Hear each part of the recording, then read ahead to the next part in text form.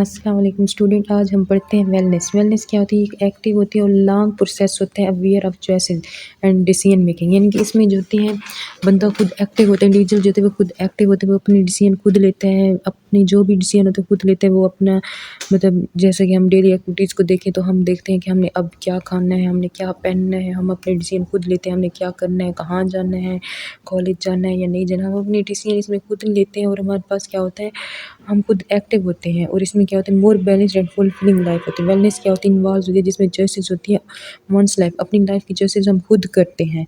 उसके बाद वो बताते हैं वेलनेस में कौन सी होती है, जैसे कि मेंटल, सोशल, ऑक्यूपेशनल हो गया, mental, social, occupational, emotional, spiritual and physical dimension of one's life हो गया, and reflects how one feel about life as well as one's ability to function effectively होते हैं।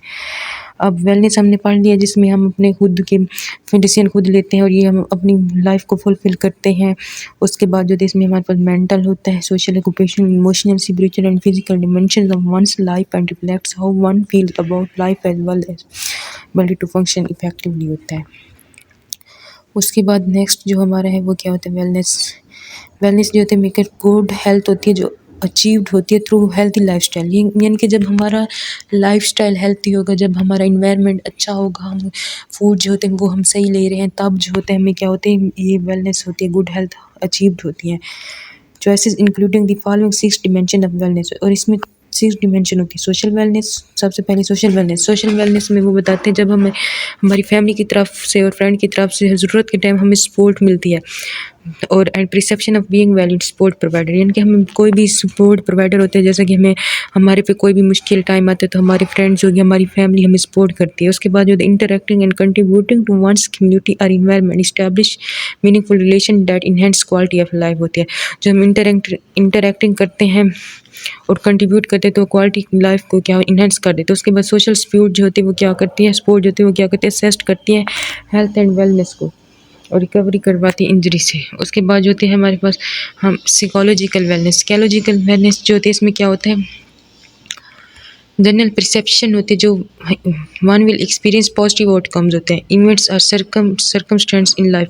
यानी कि कोई भी इवेंट्स होते हैं लाइफ में या कोई भी सर्कमस्टेंस होते हैं उसमें हम जो होते हैं पॉजिटिव एक्सपीरियंस करते हैं। इसमें होते हैं mix quality, optimism, determination, hope होगी और better in preventive practice and positively dealing with life problem. Next जो होते हैं स्पिरिचुअल में वो बताते हैं belief in unifying force between body and mind होती है, यानी माइंड एंड बॉडी के दरमियान जो होती है यूनिफाइंग फोर्स होती है। उसमें वो बताते हैं फाइंडिंग होती है living a life that has meaning and purpose होती है।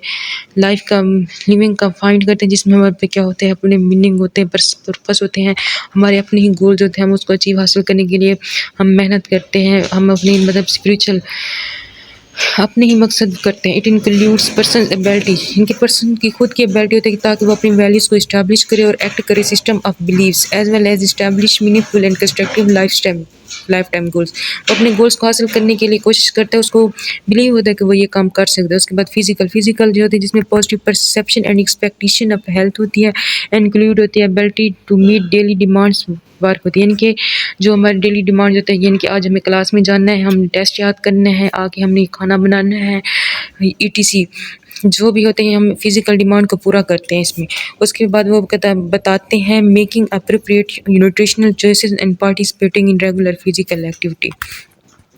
नेक्स्ट जो होता है इंटेलेक्चुअल में वो बताता है इसमें जो होते हैं अपने माइंड को यूज़ करना होता है और न्यू स्किल्स डेवलप करने होते हैं और इन्फॉर्मेशन से सीखना होता है। कि अपने माइंड को इस्तेमाल करना होता है, न्यू स्किल्स यूज़ करने होते हैं, न्यू स्किल्स बनाने होते हैं और इन्फॉर्मेशन से क्या करना होता है, सीखना होता है। इमोशनल जो होते हैं आपको नेम से ही पता चल गया, progression of secure self identity and positive sense of self regard, self esteem होती है। Ability to cope with daily circumstance, to deal with personal feeling in positive optimising constructive manner होती है। नेक्स्ट वेलनेस जो होती है Howard Clinebell provide more comprehensive 7 dimension of wellness होती है। कौन सी होती है? स्पिरिचुअल वेलबींग में होती हैं, यानी कि उसको एक बंदा है उसको जैसे कि हम मुसलमान हैं, हमें पता है, हमें बिलीफ है इस्लाम पे, इसमें वो बताते हैं रिलीजियस बिलीफ्स होते हैं, प्रैक्टिस होती है, हमें बिलीव्स है और हमारी प्रैक्टिस भी हम नमाज़ पढ़ते हैं, कुरान पढ़ते हैं, हमें तरीका आता है हमारी प्रैक्टिस। उसके बाद वैल्यूज़ होती है and institution that energize and enrich all aspect of our lives. उसके बाद जो addresses and individual needed for purpose guidance meaning and values होती है। हमें जैसे कि इसमें रिलीजियस बिलीफ्स हो गया, उसकी प्रैक्टिस भी होती है, वैल्यूज़ भी होती है, इंस्टीट्यूशन होगी, energize and rich all aspect of our life होते हैं। नंबर 2 पे मेंटल वेलबींग डिमेंशन। मेंटल जो होते हैं वो रिप्रेजेंट करते हैं interdependence of the mind and body that manifest itself in our mental and physical health होती है। और ये मेंटल वेलबींग डिमेंशन, इसमें जो है हमारे पास जो प्रॉब्लम होती है हम उसको सॉल्व करते हैं और हम सोचते हैं, क्रिएटिविटी करते हैं, थिंकिंग करते हैं, सर्विस एंड प्रोडक्टिविटी करते हैं। उसके बाद physical wellbeing dimension. Physical wellbeing dimension में होती है वो रिफ्लेक्ट्स होती है बॉडी हेल्थ। फिजिकल वेलबींग जो है एविडेंस करती है ability to experience sensation without pen.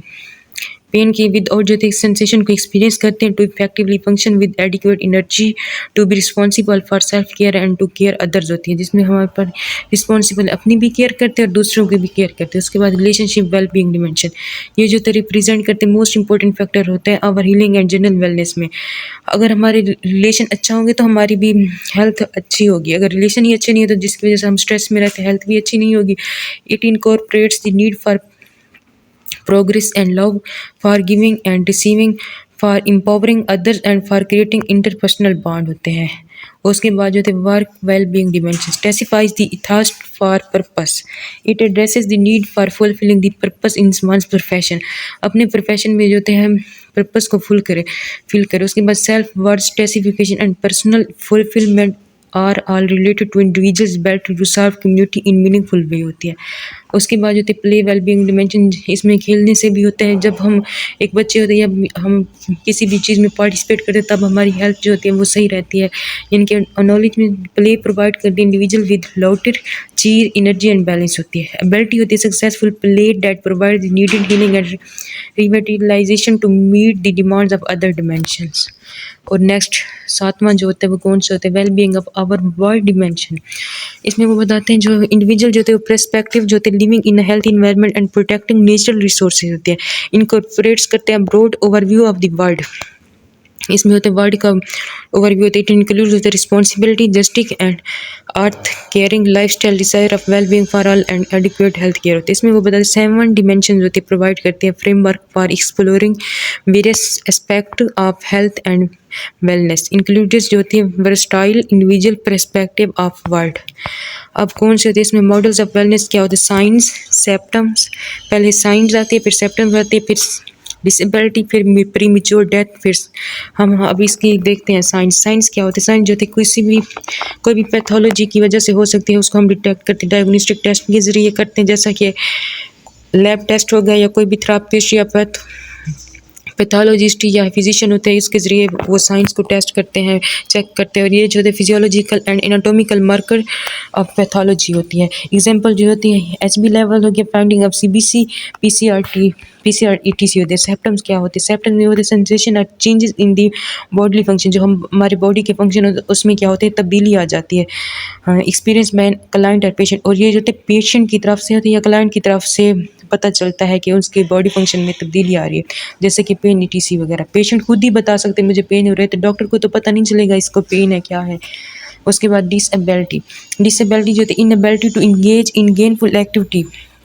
Disability होती है जो हमारी जो मतलब कि हम काम करने की एबिलिटी होती है वो क्या होती है इनेबल हो जाते हैं, हम नहीं कर सकते। जैसे अभी हमें पढ़ना है या कुछ करना है, हमें टेस्ट याद करना है, तो जब हमारी हेल्थ ही ठीक नहीं तो हम इनेबल हो जाएंगे ना। इनेबिलिटी या कोई भी बंदा होता है जिसको फ्रैक्चर हो जाता है तो वो इनेबल हो जाता है, वो चल नहीं सकता।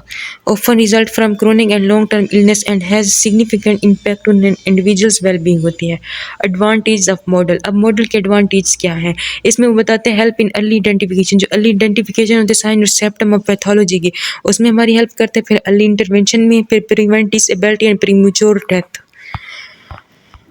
उसके बाद जो होती है हमारे पास क्या होती है नेक्स्ट होलिस्टिक हेल्थ, हम इसको नेक्स्ट लेक्चर में पढ़ेंगे। Thank you so much.